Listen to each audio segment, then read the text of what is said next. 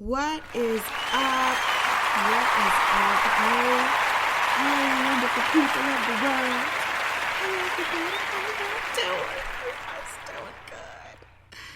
I love it. I love it. I love it. Thank you so much for joining and tuning in today. This is the Ash Brown Uncensored Show. So this is the show. It's unscripted and anything goes.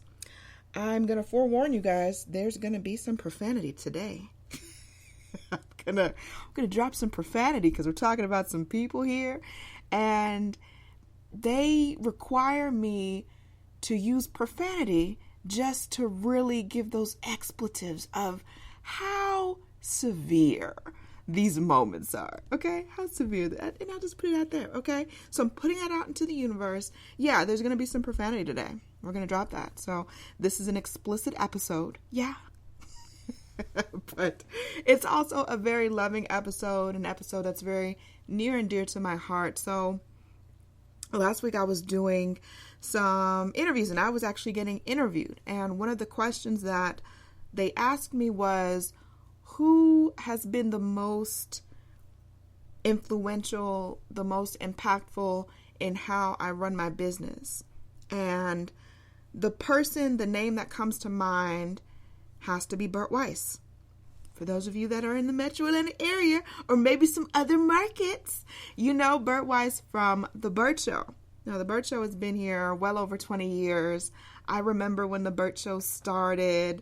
I was in high school and everyone was super excited about this new radio station that's coming. Oh my gosh, what's it going to be? What's it going to be about? Who's going to be a part of it? And it was just very much like everyone was super excited about this station and the Bert Show. I remember them being the first show that was just real. I don't know how else to put it, but they were just very much real. And when I say just very much, we didn't see a show like that before. All the morning shows in Atlanta at that point were very scripted, very much they're putting on a persona, very much they're just putting on and trying to be whatever. The Bert Show came off to me as very much, these could be your friends, these could be your neighbors, these could be whoever. And as time went on, you started to really relate to these characters or relate to these cast members and hear about their life stories and really feel as though Bert especially never put a cape on himself. He never tried to make himself to be bigger than what he was. And it always just felt very real, very authentic. I always love that about Bert and the Bert Show. So fast forward. So I am a huge fan of the show, always tuning in. The cast is, rotating and changing and different things are happening at the station. And I'm at Columbus State University. I get my communications degree. I got my demo, my resume, my degree. I've got all my references. And I'm applying to every station in Atlanta because I'm like, you know what?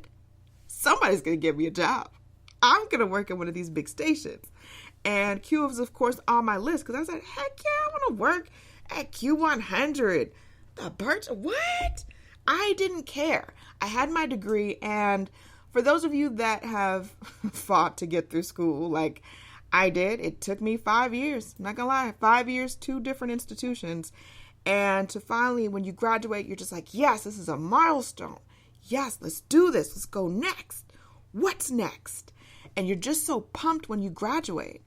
So you're just so pumped and you're just so optimistic and you're just bright-eyed and bushy-tailed and you're just so excited. Yes, I'm going to make this thing happen.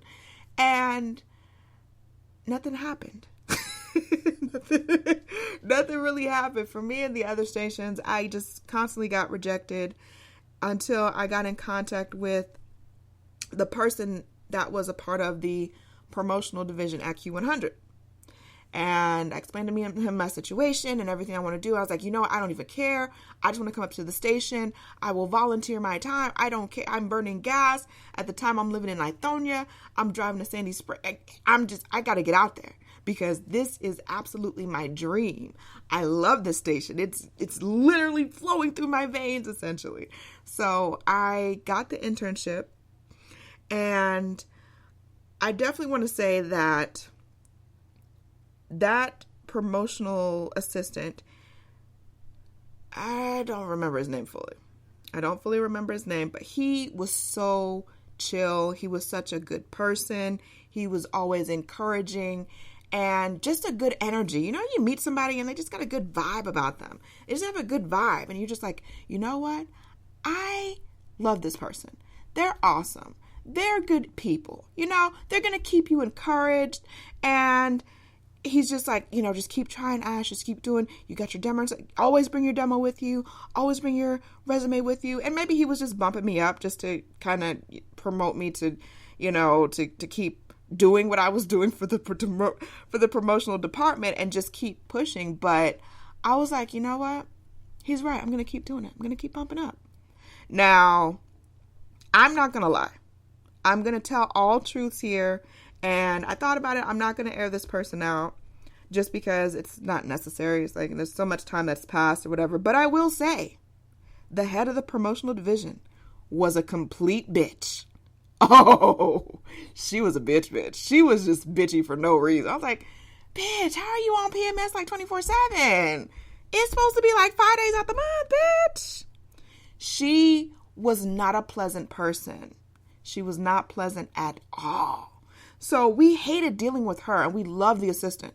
So it was me and maybe 3 other people at that particular time were specifically for the promotional department. So with the promotional department, we would call listeners to come pick up their prizes. It would really just floor you guys on how much people win this stuff. And they win good stuff. They win tickets, they win merchandise and stuff, and they never come pick up the stuff.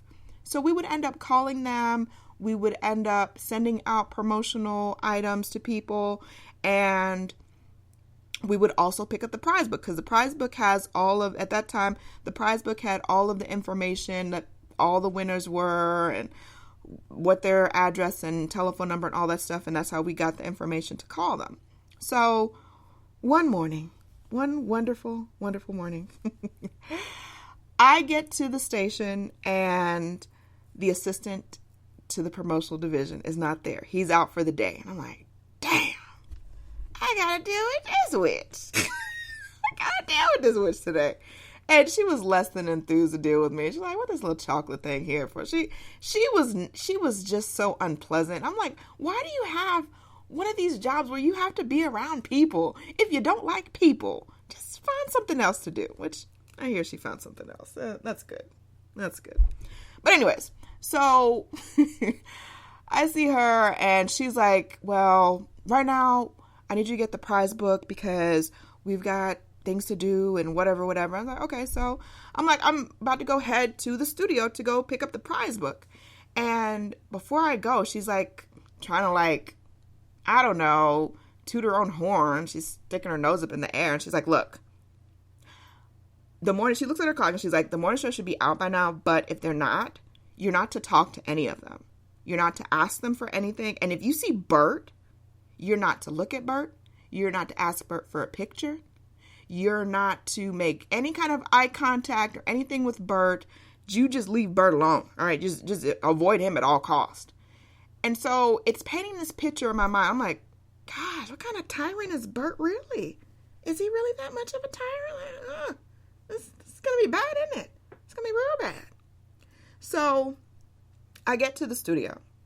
And one of my favorite jocks at the time, Tracy St. George. Hey, Tracy St. George. I don't know where she's at right now. I want to say that she went to Florida at some point.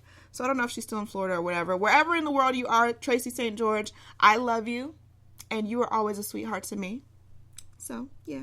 Just putting that out to the universe a little bit. So I get to the studio and I see Tracy St. George and I'm waving because she's like in a commercial break or something. And so I'm waving to her and I'm going in or whatever. And as soon as I walk in, I see 2 other figures behind her and one of them's Bert. I'm like, oh shit, it's Bert. Damn, it's Bert. So like immediately I kind of like freeze. And I probably did like a really awkward, anxious, nervous type of freeze. To where I was like looking at the ground. Like I said, they were probably like, this girl, something's wrong with her. is she having a spasm? What's going on with her?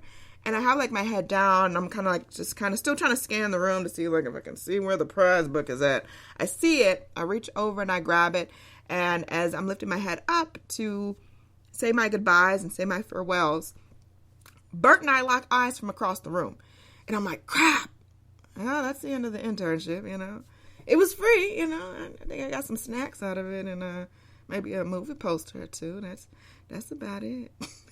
So and so we lock eyes, and I kind of acknowledge him and kind of like throw my hand up like, hey, man, I'm just going to head on out. And two twos, Bert heads over to me, and I'm like, man, is he going to like formally fire me from this free internship, or like what is really going to happen? And he comes over, he's like, hey, you're new. I'm like, yeah, hi, I'm Ashley, and yeah, I'm just here for the prize book. I help with promotions, and I'm just here for the prize book. That's really all I'm here for. And he comes over to me, y'all, and Bert wraps his arm around me, and he embraces me. But it wasn't like a regular embrace, y'all. He embraced me, and he hugged me like we were long-lost family. And I'm like, okay, so if the eye contact thing wasn't going to cost me this gig, the hug was definitely going to do it. I was definitely going to do it. And so we step out of the studio, and he's asking me about my aspirations. He's I'm telling him about school. I'm telling him about everything that I'm trying to do with my degree and my accomplishments and what I want to do at Q and everything. And he's humoring me. Not like he had really a lot of pull with that anyway. I didn't expect anything from it. But him just taking the time to listen to me meant a lot. We had this moment where we're just sitting up talking, kind of just relating with stuff. And he and his then wife had just found out that they were pregnant with their second child, which is Hollis. I know I'm totally telling my age here, y'all. But yeah, so we talk about that, and then I tell him about my friend who was absolutely obsessed with him and was totally convinced. She spoke it into reality. She's like, you're going to work at Q? Oh my gosh. I was like, it's a nothing job. Like, I don't get paid. I may get into a couple of really cool events. That's about it. And she's like, it doesn't matter. You're going to meet Bert. You're going to meet Bert. And I'm like, I don't know if I'm going to meet Bert. I was like, I got a lot of stuff that I'm doing, and then the time change stuff. I'm like, I don't think I'm going to even see Bert. And she's like, no. You're totally going to meet Bert. She predicted it. She put it out into the universe, and it totally manifested. It totally did. And so I tell him that his friend is just totally and completely obsessed with him. And he's like, oh my gosh, well, call her. And I'm like, what? What? He's like, call her. I was like, oh, snap, Bert. Like, okay. So I called this friend. And of course, this is the one time this heifer doesn't answer. And it goes to her voicemail. And he leaves this long animated voicemail about her being obsessed with him and how they're, I don't even remember the context. It was a cutesy message that he left on her phone, which was, I found absolutely, positively hysterical. It was.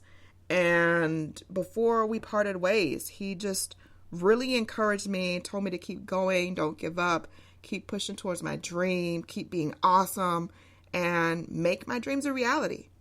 And so we parted ways, and that was the end of that. And that impacted me so much, because in my dealings with interns and assistants and anyone to do with my business, I want them to feel important. I want them to feel seen. I want them to feel valued. Because in that moment, as big as Bert is, it's the Bert Show. In that moment, he made time for me. He made time to hear me out. He made time to make me feel special in that moment.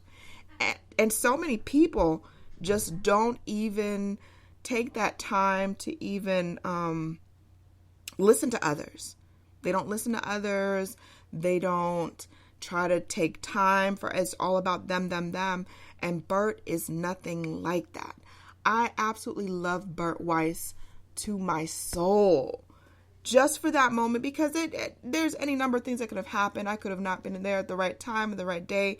But for whatever mood, he had that long-ass shift. That long-ass shift where he probably wanted to go home and take a nap or do whatever.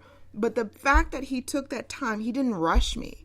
He spent time and listened to me. And I so appreciate that for Bert. And I never forgot it. I never, ever in a million years forgot it. And even with that, I do my best to support all what Bert is a part of. So he's got a nonprofit called Bert's Big Adventure. And Bert's Big Adventure is a movement in where they take families that have sick and children that have all kinds of different ailments and illnesses. And they take the whole family to Disney World for a week, all expenses paid.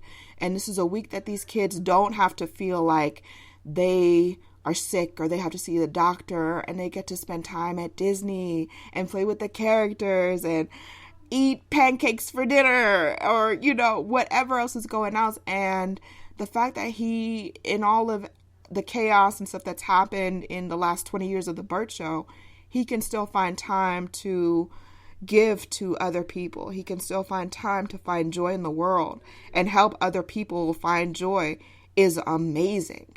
And I support that wholeheartedly. And I will always remember Bert for that.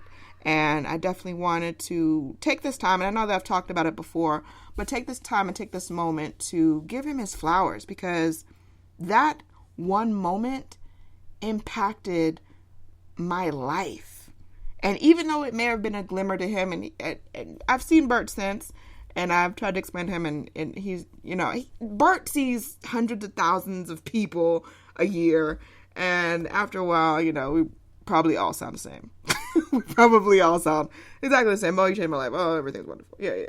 But the fact that he took that time with me, and I believe in Bert. Bert is a real friend. Bert is a real person.